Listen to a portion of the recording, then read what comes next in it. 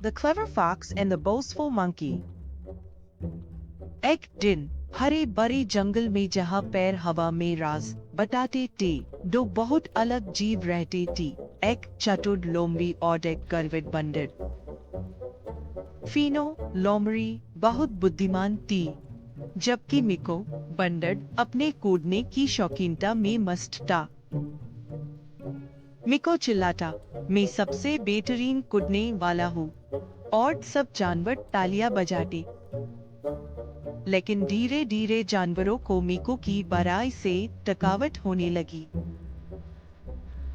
एक सुबह जंगल के राजा, एक बुद्धिमान हाथी ने एक बड़ा चुनौती का ऐलान किया। उसने कहा, एक खजाना जादुई ग्रोव में छिपा है, जो पहेलियों से बड़ा है। जो इसे लागा, वह जंगल का हीरो होगा। सभी जानवर उत्साहित हो गए थे। मिको चिल्लाया, ये खजाना मेरा है। फीनो, जो पैर के पीछे से सुन रही थी, मुस्कुराई। उसे पता था कि जादुई ग्रोव कोई साधारण जगह नहीं है। अगले दिन मिको आत्मविश्वास से भरा हुआ ग्रोव में गया। ये कितना कठिन हो सकता है, उसने हंसते हुए कहा। लेकिन कुछ ही कदम चलने पर उसे एक विशाल पत्थर का दरवाजा मिला। मिको ने कहा, मेरे पास इसके लिए समय नहीं है, और दरवाजे को धक्का देने लगा। फीनो पास आ गया। नमस्ते मिको, उसने कहा, क्या तुम फंस गए हो? मिको ने हंसते हुए कहा, क्या तुम्हें पता है इसे कैसे खोलना है? फीनो ने दरवाजे को गौर से देखा। यह एक पहेली है, रातिकों को फेंको। फीनो ने कहा, सच बोलो, तुम गुजर सकते हो। झूठ बोलोगे तो दरवाजा टूट जाएगा। फीनो ने कहा, मैं सब कुछ नहीं जानती, लेकिन मैं अपना सर्वश्रेष्ठ प्रयास करूंगी। आहिस्ता आहिस्ता दरवाजा चरचराया और खुल गया।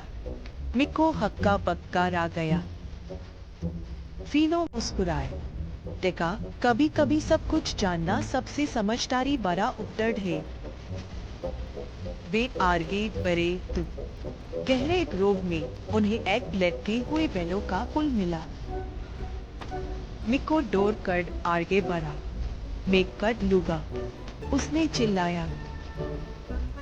वह कूद गया, लेकिन बैलें अचानक टूट गई। वो लटके चिल्लाया, बचाओ। फीनो ने पुल के पास एक साइन पड़ा था।